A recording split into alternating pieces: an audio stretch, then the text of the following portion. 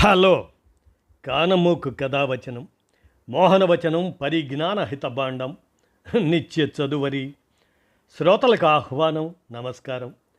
చదవదగునెవరు రాసిన తదుపరి చదివిన వెంటనే మరువక పలువురికి వినిపింపబూనిన అది ఏ పరిజ్ఞాన హితభాండమవు పో మహిళ మోహనవచనమై విరాజిల్లు.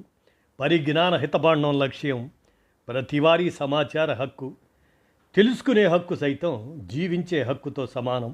ఆ స్ఫూర్తితోనే మిత్రుడు సయ్యద్ నసీర్ అహ్మద్, చారిత్రక పరిశోధకుడు, ఆయన అందజేసినటువంటి ప్రముఖుల జీవిత విశేషాల శీర్షికన quit India Simon go back అనే నినాదాల సృష్టికర్త యూసఫ్ జాఫర్ మెహర్ అలీ ఆయన 76వ వర్ధంతి స్మృతిలో ఆ జీవిత విశేషాలని మిత్రుడు అందజేసినటువంటి చరితార్థులు అనే గ్రంథం నుంచి సయ్యద్ నసీర్ అహ్మద్ ఆయన అందజేసి చరిత్ర పరిశోధకుడిగా ప్రముఖుల జీవిత విశేషాల శీర్షికన మన కానమోకు కథావచన శ్రోతలకు ఈ అంశాన్ని ఇప్పుడు వినిపిస్తాను. ఇక వినండి.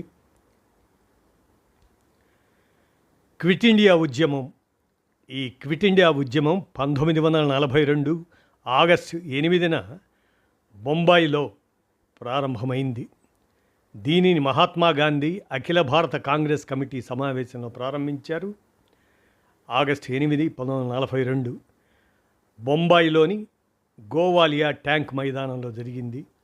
ఈ నినాదం సృష్టికర్తగా యూసఫ్ జాఫర్ మెహర్ అలీ ఆయన గురించినటువంటి విశేషాలని మనం తెలుసుకోవటం ముఖ్యమైనటువంటి అంశంగా ఇప్పుడు మనం ఈ అంశంలో ఆంగ్లేయులను గడగడలాడించిన ఆగస్ట్ 8 నాటి క్విట్ ఇండియా ఉద్యమ నినాదం. ఈ క్విట్ ఇండియా సృష్టికర్త అలాగనే సైమన్ గో బ్యాక్ అంటూ తొలిసారిగా నినదించిన ఉద్యమకారుడు యూసఫ్ జాఫర్ మెహర్ అలీ. ఆయన 1903లో సెప్టెంబర్ 3న జన్మించి 1950లో కీర్తిశేషులయ్యారు.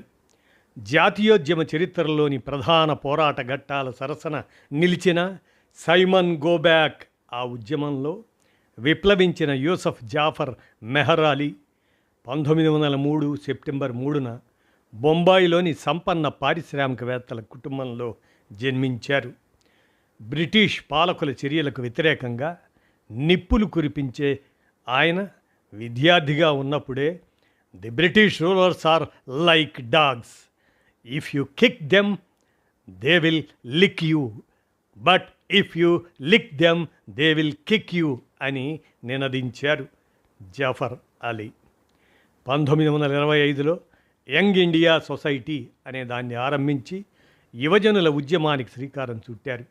1928 జనవరి 21 నాటి సమావేశంలో సొసైటీచే సంపూర్ణ స్వరాజ్యం, సైమన్ కమిషన్ బహిష్కరణ ఈ తీర్మానాలు చేయించారు. ఆనాడు సంపూర్ణ స్వరాజ్యం పిలుపును కొందరు ప్రముఖ నాయకులు ఆ పిలుపును చిన్నపిల్లల చేష్టలు అని ఎద్దేవా చేశారు. ఆ విమర్శకు సమాధానంగా the child is the father of the man అని యూసఫ్ మెహర్ అలీ ఘాటైన సమాధానం ఇచ్చారు.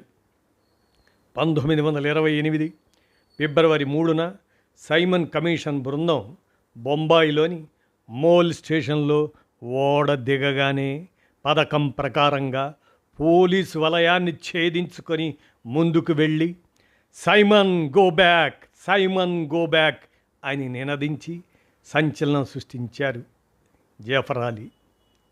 అలాగనే ఆయన మీద ఆ చర్యకు ఆగ్రహించిన ఆంగ్ల ప్రభుత్వం ఆయన మీద పలు ఆంక్షలు విధించింది. ఆయన న్యాయవాదిగా ప్రాక్టీస్ చేసేందుకు అనుమతిని నిరాకరించింది.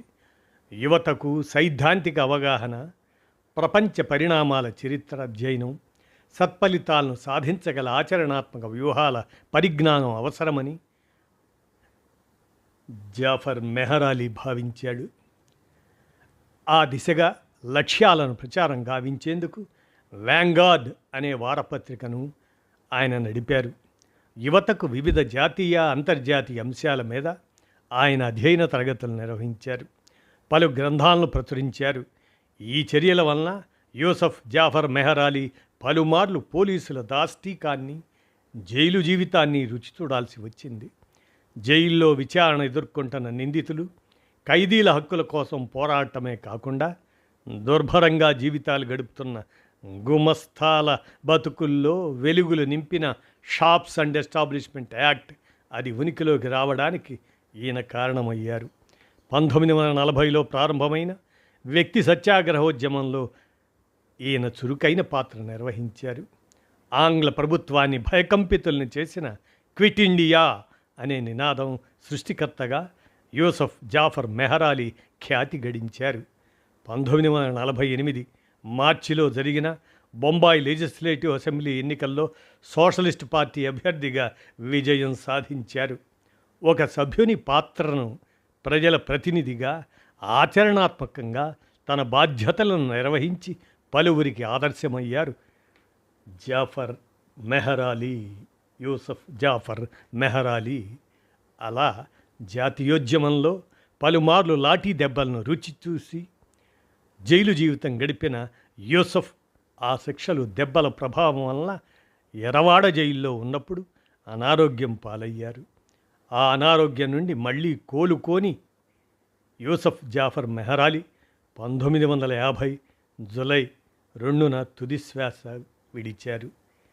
ఈ విధంగా quit India, Simon go back అనే నినాదాల సృష్టికర్తగా, ఆగస్టు ఉద్యమానికి ఆద్యుడిగా యూసఫ్ జాఫర్ మెహర్ అలీ ఆయన 76వ వర్ధంతి స్మృతిలో చారిత్రక పరిశోధక రచయిత సయ్యద్ నసీర్ అహ్మద్ చరితార్థులు గ్రంథం నుంచి అందజేసిన ఈ అంశాన్ని మన కానమోకు కథావచన శ్రోతలకు ప్రముఖుల జీవిత విశేషాల శీర్షికన ఈ అంశాన్ని అవగాహన నిమిత్తం వినిపించాను. విన్నారుగా, ధన్యవాదాలు.